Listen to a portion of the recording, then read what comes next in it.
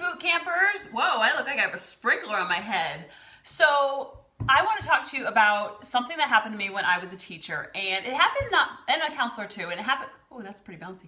It happened more than once, okay? So I would have parents come in for a parent conference, and I would start off the conference. There might be some concerns, or it might be just a check-in, and I would start off the conference with saying all these wonderful things about their children. I would say they do this, they're so kind to their friends, someone fell down on the playground and they help them up, he's trying really hard, she gives her best effort, she's so organized. Like, I would just tell them all the things that are working well for their child and where their strengths are. And then we would go into, okay, let's keep doing what we're doing, or here's some challenges that I need your help with at home, whether it's his reading or her writing or her handwriting, or maybe not sharing. Whatever the issue was, it was like 5% of the child. And so I would talk about the 95% of the child for the most part. And when I did this on a number of occasions, I would have the parent come back to me and say things like, I would say, they're so kind to their neighbors. Someone dropped or lost their red crayon, and she went and got her red crayon and gave it to her. She's just really sweet and thoughtful like that.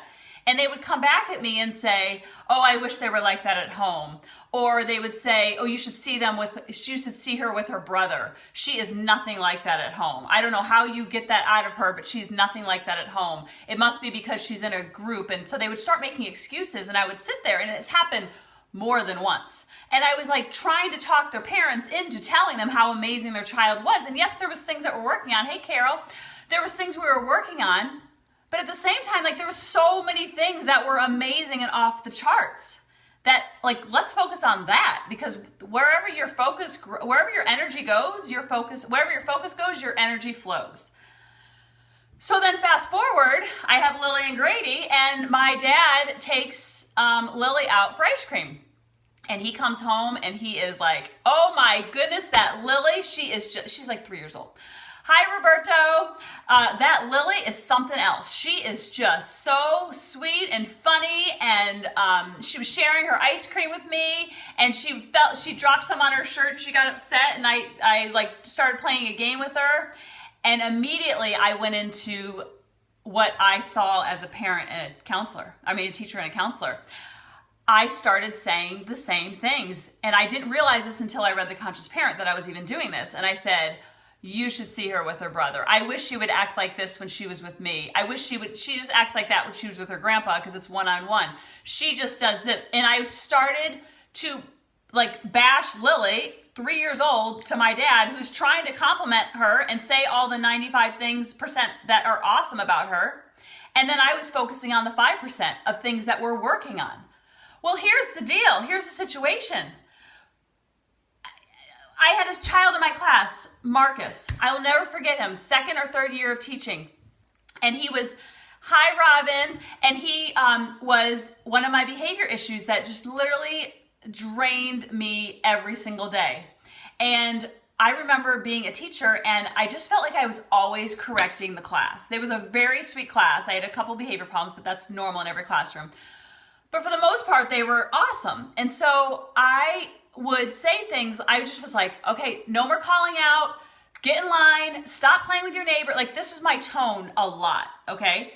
And so I'll never forget Marcus, who was sitting by himself because he couldn't even sit at the table. This was like a definitive, those moments in life, this changed my entire life. This one little comment he said to himself underneath his breath.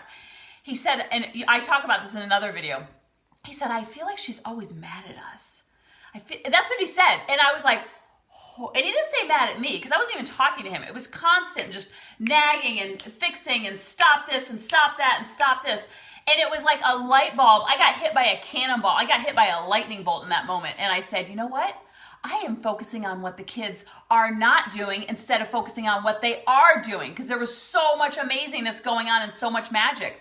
But I was so afraid of failing as a teacher because I was still like Bambi, trying to get my feet and trying to get my bearings about me. And from that moment on, I focused on every single thing that they were doing right. And guess what happened? The entire class rose up. Thank you for sitting nicely. If Nicholas was not sitting nicely or sitting on his bottom on the rug, I would focus on Diana, who was. I'd be like, thank you, Diana, for sitting on your bottom. You are such a good role model for everybody else. Hi, Kiara. Kiara, I hope I'm saying your name right. And so I would do that every single day. I would find what they were doing right and focus on that instead of what they were doing wrong. And I would focus on that, and then all of a sudden, the behavior problems completely disappeared, or they would get smaller. And all of a sudden I was focusing on the 95% of the awesomeness that was happening and going on, and not the 5% of things that we're working on.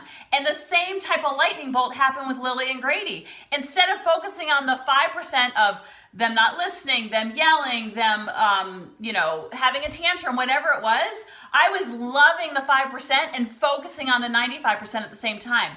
Because your kids, our kids, my kids, your kids, they're all the same. All they want is connection with mom and dad. They're looking up to you like, am I doing okay in this life? How am I doing? Because my sense of self is not really defined. My sense of who I am is really, really small. My self-esteem is tiny. So I'm going to look at you to see how your self-esteem is and how you feel about yourself. And then I'm going to look within, and I'm going to see how I feel about myself based on your opinion of me. So everything shifted. So with Lily and Grady, I focus on everything that they're doing right. If Grady's not great in time management, I find the times that he's great in time management, and I nail it. I'm like, that is amazing. Look how good you are at time management. I've been doing this for the last year. Guess what he's good at now? Time management. He didn't know his A from his elbow about a year ago. Organized, not organized at all. So I worked on my organization. David, he's already organized. Then I would find him on the many times, the little times that he was organized, and I would say, look how organized you are. You are working so hard on this. I know this is hard for you. This must feel really good for you. Doesn't this feel good on the inside? Instead of always looking for mom praise, how does this feel on the inside? Now he's doing his Legos. He'll say to himself, I am so proud of myself. He's 7 years old because I've literally been brainwashing him in a positive way to see all the goodness within him and not all the things that he's working on. The 5%, I'm focusing on the 95% because our kids, they're amazing, they're beautiful, they're funny, they're hilarious, they're so impressionable, they're sensitive, they're thoughtful, they're sweet, they're fun, they're funny, they're all those amazing things. That's their 95%.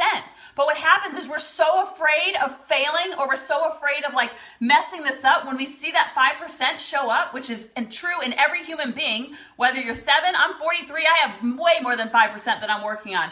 When you focus on the 95%, it expands and it gets bigger. And then you will see your child as such a bigger essence and you'll see them as such a bigger throbbing spirit than about their behavior and minimizing and making them in this little box that we're trying to put them in. Because what we're doing is we're really projecting our feelings of how we feel about ourselves onto other people, onto them, because we are so vulnerable and so inept. We feel so, the love is so vast, but we feel like our good enoughness is not good enough. And so we put that onto them. And when we see a sliver of not good enough in them, we flip out, we get scared, we get fearful. And then that's where the reaction comes from. The reaction has nothing.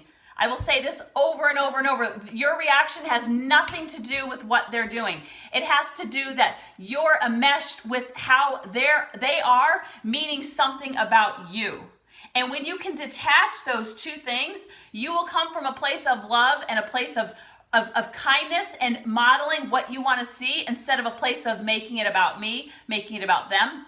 Because what you're doing is you're projecting your feelings of who you are onto them. And so if you feel awesome and you feel like a child of God and you feel like you're kicking butt, you're going to put that onto them. And you're going to say, you're awesome, you're a child of God, you are amazing, because you're projecting how you feel about yourself onto them, because you're focusing on your 95% of yourself, and then you see that 95% of them. You see that 95, and the 5% gets smaller and smaller and smaller and smaller, because you're not focused on that within yourself, and so you're not focused on that within them, because you see them as bigger and brighter and so much. Oh, my power just went out. So much bigger than just about their behavior. That's such a small part of who they are. You got to see the 95%. And when you focus on the 95%, game over. Your kids will rise to the occasion like you've never seen before, because you're focused on that. And here's the crazy part. Okay, I'm going to get a little deep here. Your feeling of who you are and your self-esteem and all your ooey gooey or non-ooey gooey about yourself comes from way long ago when your parents were brainwashing you, and brainwashing you in a good way or brainwashing you in a bad way, but it was definitely an external brainwashing. And I don't say brainwashing in a bad way, but your sense of who you are comes from way, way long ago. And all that was happening way long ago was your parents were projecting how they felt about themselves onto you, and you took it as truth. You took it as, this is who I am. These are the labels, and I'm going to have a label maker all over myself, and this is what it is. But guess what? That was all projection. And so the projection goes to you, then it goes to them, and it goes on and goes on until you break the cycle. And even if your parents thought you were amazing, it's still, you are an amazing human being and you are a miracle for being here on this planet. It has nothing to do with your parents. It has nothing to do with if they thought you were awesome or didn't think you're awesome, because you already are good enough. And when you come from a place of abundance and not looking at your children to see if you're good enough or not, then you will come and you'll be non-reactive when the messy moments happen. And you will actually run into the messy moments with your kids because you will see that as the moment to grow and connect with them and see them as struggling and see them as having a hard time, not giving you a hard time. Does that make sense? There is a huge difference when you see your kids having their messy moments and you see them as having a hard time versus giving you a hard time. You want these moments, these messy moments, to happen with you because they're going to happen when they're a grown-up. And they're not going to know what to do with them unless you give them strategies. So a lot of people come to me, what do you do when they hit their brother? What do you do when they yell at you? What do you do when they spit at you?